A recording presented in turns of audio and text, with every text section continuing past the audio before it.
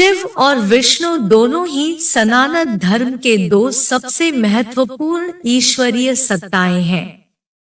भगवान शिव और विष्णु की पूजा अनंत काल से सनातन धर्म में की जाती रही है। जहां शिव को योगीराज कहा जाता है, वहीं विष्णु के अवतार श्री कृष्ण को योगेश्वर भी कहा जाता है। शिव और विष्णु दोनों में एकता है वेदों में, जहां शिव और विष्णु दोनों को ही इंद्र, वरुण आदि देवताओं से कम स्थान मिला है और दोनों को लेकर सूक्तों की रचनाएं भी कम की गई हैं। वहीं पौराणिक और महाकाव्य काल तक आते आते दोनों ईश्वरीय सत्ताएं सबसे महत्वपूर्ण हो जाती हैं। त्रिदेवों में ब्रह्मा जी को सृष्टि का रचयिता माना जाता है, विष्णु को जगत का पालक माना जाता है, तो वहीं शिव जी को सृष्टि का संहारकर्ता माना जाता है। लेकिन इन तीनों से श्रेष्ठ कौन है, इसको लेकर मतभेद रहे हैं। सृष्टि से पहले कौन था, शिव या विष्णु? विष्णु पुराण, श्रीमद् भागवत, श्रीमद् भगवद गीता, ब्रह्मवैवर्त पुराण आदि में विष्णु को ही जगत का मूल और उत्पत्ति कर्ता माना जाता है, जिससे ब्रह्मा और शिव दोनों ही उत्पन्न हुए हैं। शिव पुराण और लिंग पुराण विष्णु की जगह भगवान शिव को ही सृष्टि का मूल मानता है और उनसे ही ब्रह्मा और विष्णु की उत्पत्ति बताता है। ब्रह्मा जी को त्रिदेवों में सृष्टि का रचयिता तो माना गया है, लेकिन उनकी पूजा नहीं की जाती रही है, जबकि विष्णु जी की पूजा और शिव जी की उपासना हमेशा से की जाती रही है। इसलिए इन दो ईश्वरीय सत्ताओं को ही सबसे महत्वपूर्ण माना गया है। कई पुराणों में विष्णु और शिव जी के बीच श्रेष्ठता के विवाद को लेकर कई कथाएं हैं। शिव पुराण में शिव एक स्तंभ के रूप में प्रकट होते हैं और विष्णु और ब्रह्मा से खुद को श्रेष्ठ और प्राचीन सिद्ध करते हैं।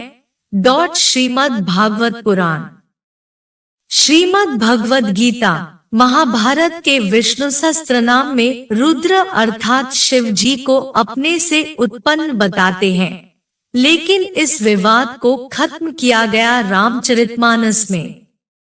तुलसी ने शिव को विष्णु का और विष्णु को शिव का उपास्य बताकर इस विवाद को खत्म कर इनके बीच में स्थापित करा दिया और यह घोषणा कर दी कि हर और हरि में कोई भेद नहीं है।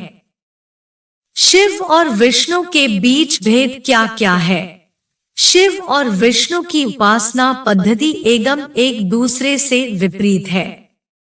जहां विष्णु भगवान की पूजा में कर्मकांडों और शुद्धता को ज्यादा महत्व दिया जाता है, वहीं भगवान शिव की पूजा के लिए कोई विशेष कर्मकांड की अनिवार्यता नहीं है। शिव को तुलसी नहीं चढ़ाते और विष्णु को बेलपत्र नहीं। ऐसा क्यों? विष्णु जी को जहां तुलसी पत्र चढ़ाया जाता है, वहीं शिव जी के ऊपर तुलसी के पत्र को चढ़ाना निषेध है। विष्णु जी के ऊपर बेलपत्र को चढ़ाना निषेध किया गया है, तो शिव जी के ऊपर बेल पत्र चढ़ाना अनिवार्य है। शिव जी के उपासक जहां त्रिपुंड लगाते हैं, वहीं विष्णु के उपासक ऊर्ध्वाकार तिलक लगाते हैं। जहां विष्णु जी का तिलक चंदन से लगाया जाता है, वहीं शिव जी के उपासक भस्म का तिलक लगाते हैं। दोनों के तिलकों में भारी अंतर देखा गया है। विष्णु जी का जलाभिषेक शक के द्वारा किया जाता है, तो शिव जी को जल शक से नहीं चढ़ाया जाता, बल्कि इसके लिए शिवलिंग पर श्रृंगी नामक धातु के पात्र से जल चढ़ाया जाता है। शिव जी को तांबे के लोटे से भी जल चढ़ाया जाता है। शिव के 3 नेत्र और विष्णु के 2 नेत्र क्यों हैं? शिव जी को त्रिनेत्रधारी कहा गया है और उनका तीसरा नेत्र अग्नि है। जिससे वो क्रोध में आकर किसी को भी भस्म कर सकते हैं। वहीं विष्णु जी के सिर्फ 2 नेत्र ही हैं, जो चंद्रमा और सूर्य है। विष्णु जी लगातार शयन करते रहते हैं, तो शिव की हमेशा समाधि में दिखाए गए हैं। शिव जी की पत्नी माता पार्वती हमेशा उनके बराबर के आसन पर बैठी दिखाई जाती रही है। वहीं भगवान विष्णु की पत्नी माता लक्ष्मी हमेशा विष्णु जी के चरणों की सेवा करते दिखाई जाती रही हैं।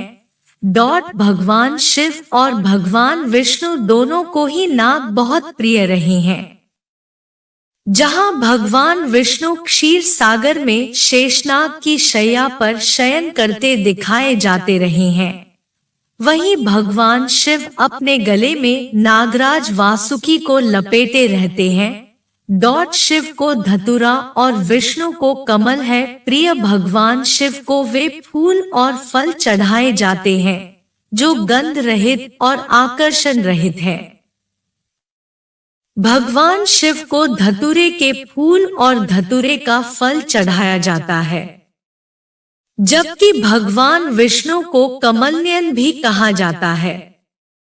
भगवान विष्णु को कमल के पुष्प और वैजयंती की माला चढ़ाई जाती है। भगवान शिव को दूध का अभिषेक किया जाता है और उनके शिवलिंग पर सावन के महीने में और रुद्राभिषेक में दूध से स्नान कराने की परंपरा है। वहीं भगवान विष्णु स्वयं दूध अर्थात क्षीर के सागर में शयन करते हैं, लेकिन भगवान विष्णु को दूध नहीं बल्कि उससे बने पदार्थों जैसे खीर, पायस, पंचामृत आदि चढ़ाया जाता है। भगवान विष्णु और भगवान शिव दोनों ही महान धनुर्धारी हैं। भगवान शिव के पास पिनाक नामक धनुष है, तो भगवान विष्णु के पास शारंग नामक दिव्य धनुष है, लेकिन दोनों का मुख्य अस्त्र अलग अलग है। भगवान शिव त्रिशूल धारण करते हैं, तो भगवान विष्णु सुदर्शन चक्र धारण करते हैं। शिव पर्वत पर और विष्णु समुद्र में क्यों रहते हैं? भगवान शिव और भगवान विष्णु दोनों के ही निवास स्थानों में बहुत असमानता है। जहां भगवान विष्णु क्षीर सागर के जल में शयन करते हैं, जल को संस्कृत में नार भी कहते हैं, इसलिए नार में शयन करने की वजह से विष्णु को नारायण भी कहते हैं।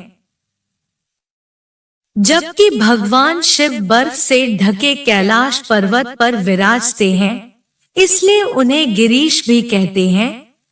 जहां विष्णु को विष्णु सहस्त्रनाम में ब्रह्मप्रिय कहा गया है और उन्हें देवताओं का रक्षक कहा गया है, वहीं भगवान शिव के लिए राक्षस, देवता, दैत्य, दानव सभी बराबर हैं।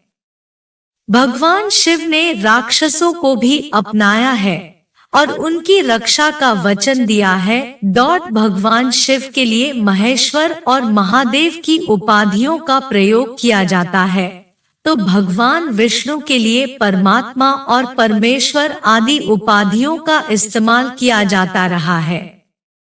दोनों ही उनके उपासकों के लिए हमेशा से श्रेष्ठ रहे हैं और जगत के आधार रहे हैं।